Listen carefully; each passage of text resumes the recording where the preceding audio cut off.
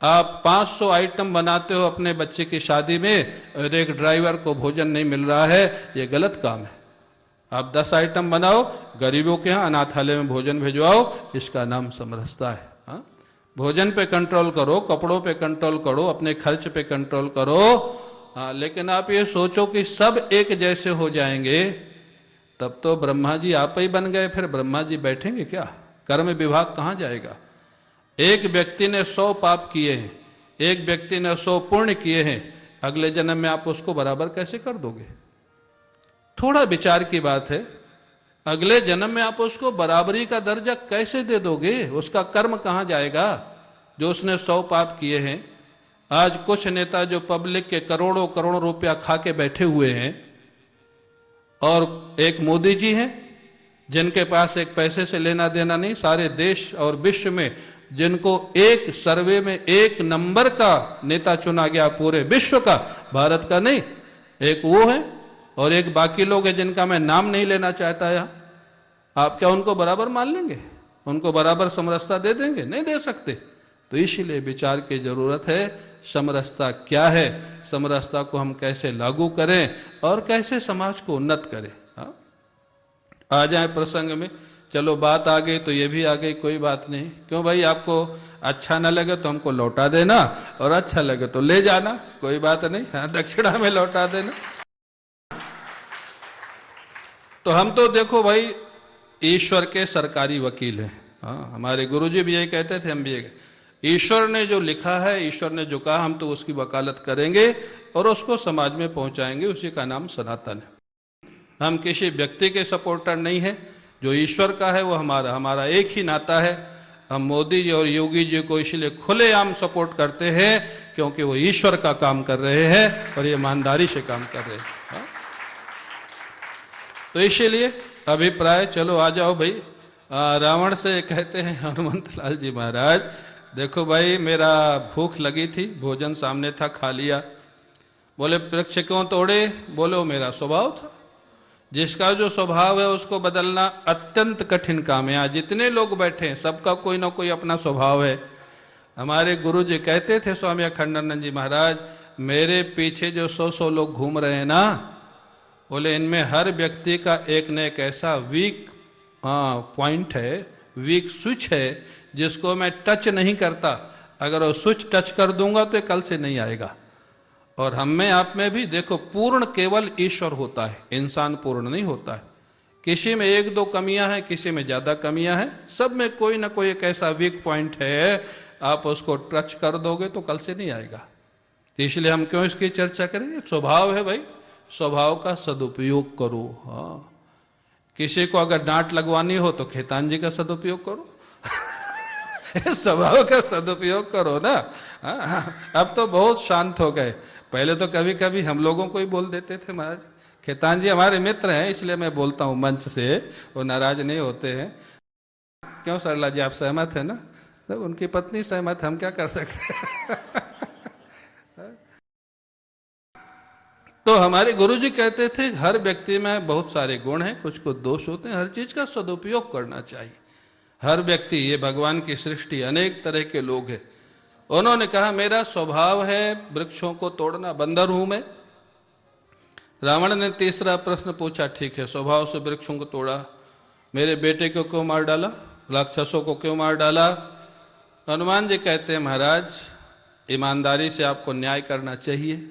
आप उनसे किसी से पूछ लीजिए पहले से अगर मैंने किसी को मारा हो। मैंने पहले से किसी को नहीं मारा। हाँ, किसको मारा? जिन मोहि मारा तिन मैं मारे। जिन्होंने मेरे को मारा तो आत्मरक्षा में मेरे को कुछ तो करना पड़ेगा।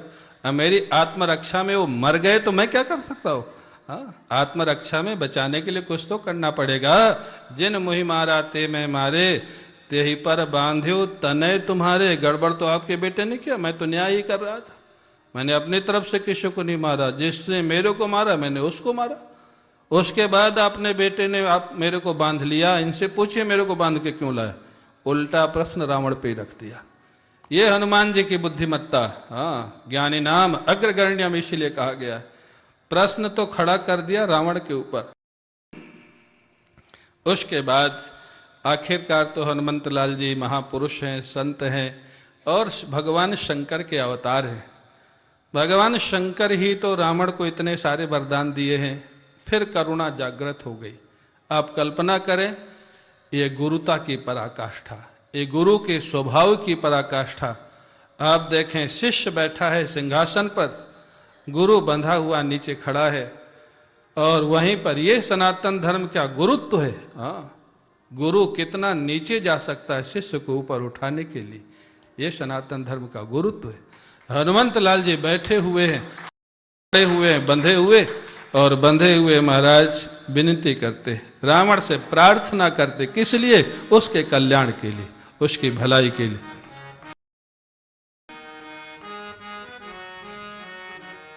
बिनती करो जोरी कर रावण, बिनती करो जोरी कर रावण, सुनहु मान तजी मोर सिखावन, सुनहु मान तजी मोर सिखावन, देखहु तुम निज कुलहि बिचारी, देखहु तुम निज कुलहि बिचारी, भ्रम तज भजहु भगत भयहारी, भ्रम तज भयहारी, जाके डर अति काल डिराई, जाके डर अति काल डिराई, जो सुर असुर चराचर खाई, जो सुर असुर चराचर खाई, ताशो बैर कबहु नहीं कीजे, ताशो बैर कबहु नहीं कीजे, मोरे कहे जाने की दीजे, मोरे कहे जाने की दीजे। कल्पना कर सकते हैं, कहाँ हनुमंत लाल जी, कहाँ रावण, नीचे खड़े हैं सामने, हाँ, बंधे हुए, और रावण से कहते, हाथ जोड़ करके मेरी प्रार्थना है, मेरी बात को सुन लो। भगवान श्री राम सारे संसार के मालिक है, काल भी जिनकी अनुमति से अपना काम करता है, ऐसे भगवान श्री राम, उनसे विद्रोह करके तुम्हारा कल्याण नहीं होगा रावण, और कुछ नहीं करना तुमको, खाली जानकी जी को वापस कर दो, भगवान से माफी मांग लो। हमारे श्री राम इतने कृपालु हैं, इतना बड़ा अपराध करने के बाद भी तुमको माफ कर देंगे, और हमेशा लंका के राजा हमेशा हमेशा के लिए बना देंगे। हाँ, ऐसे राम जी का स्वभाव। बहुत कुछ कहा महाराज, और यही कहा, अगर तुम मेरी बात नहीं सुनोगे तो तुम्हारा अभिमान है, मैं क्या कर सकूं, मोह मूल बहुसूल प्रद त्यागहु तम अभिमान। गोस्वामी जी महाराज कहते हैं, भगवान शंकर स्वयं पार्वती जी से कहे, यद्यपि कही कपि अति हित बानी, अत्यंत कल्याण की बात हनुमंत लाल जी ने कहा, लेकिन जहां अभिमान, वही प्रारंभ में आज कथा के कहा गया है ना, अभिमान को गेट के बाहर छोड़ करके कथा सुनोगे तो ही फायदा होगा। हाँ, बोला बिहस महा अभिमानी, क्या बोला, मिला हम ही कपि गुरु बड़ ज्ञानी। हाँ, मजाक बना रहा है हनुमान जी का। अभी तक मैंने बहुत गुरुओं से कुछ सीखा, लेकिन आज एक बंदर, इसका दुस्साहस देखो, ये बंधा हुआ मेरी सभा में खड़ा है, बड़ी बड़ी ज्ञान की बातें कर रहा है, और मेरे को उपदेश दे रहा है। और किन शब्दों का उपयोग करता है रावण। रावण कहता है, मृत्यु निकट खल आए तो ही लागे से अधम।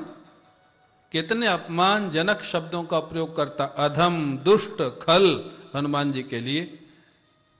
अब इसके बाद भी अगर कोई कथाकार रावण को राम भक्त सिद्ध करे तो भाई भगवान ही मालिक है उसका। हाँ, बड़े बड़े कथाकार अरे उनको कोई भक्त ही नहीं मिलता रामायण में, रावण ही मिलता भक्त सिद्ध करने के लिए। रावण बड़ा भक्त था राम जी का, कहाँ का भक्त था? हनुमान जी का इतना अपमान करता, जानकी जी का इतना अपमान करता, किस बात का भक्त था भाई? अरे राम जी का अपमान करता है, विभीषण से कहता है 60 मिल जाओ तिन्हीं को नीति, उन तपस्वियों के पास चले जाओ। तपस्वी बोलता है, राजकुमार भी नहीं बोलता है। किस बात का भगत है भाई? जाओ उनको नीति सिखाओ। जब रावण समझ गए हनुमंत लाल जी महाराज के इसको सिखाने से कोई ज्यादा फायदा होने वाला, सनातन धर्म ये भी कहता 3 से 5 बार तक सुधार का प्रयास करो। कोई व्यक्ति समाज अगर नहीं सुधर रहा है, गलत काम कर रहा है, मिनिमम 3 बार, मैक्सिमम 5 बार। ये राम जी का सिद्धांत है, कृष्ण जी का सिद्धांत है, सनातन धर्म का सिद्धांत। 3 से 5 बार तक सुधार का प्रयास करो, और उसके बाद अगर नहीं सुधरता है तो फिर जो राम जी ने किया, सुधार नहीं हुआ तो संहार किया। संहार माने भगवान को अपना धाम दिया, लेकिन वो समझ जाए कि अब ये सुधरने से काम नहीं चलेगा। और हमेशा ध्यान रखिएगा, साम दान दंड भेद जो 4 नीतियां हैं, सज्जन हमेशा साम और दाम से मानेगा, दुष्ट हमेशा दंड और भेद से मानेगा। ये हमारी कितनी सुंदर, कितना रिच है हमारा एक कल्चर सनातन धर्म। सारे जीवन के सूत्र हैं, सारे जीवन की बातें हैं। एक बार विद्यार्थी गुरुकुल में या विद्या भारती के स्कूलों में इसको पढ़ ले, पूरा जीवन सुखी रहेगा। किस परिस्थिति में क्या निर्णय लेना है इन ग्रंथों में लिखा हुआ है। हाँ?